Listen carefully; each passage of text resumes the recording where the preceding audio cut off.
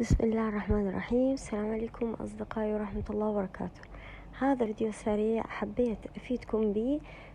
خلطة طحين سريعة سويتها منزلية، فحبيت أفيدكم بالوصفة.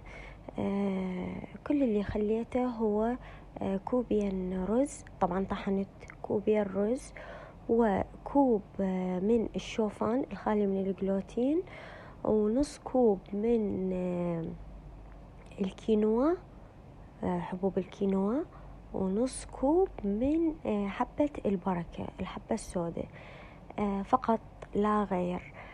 طحنت واحدة ورا الثانية يعني بالطاحونة، وسويتها خلطة طحين منزلي أقدر أستفاد منها بأي وصفة، وأقدر أخلطها أيضا ويا الطحين الجاهز بالأكلات أو بالخبز.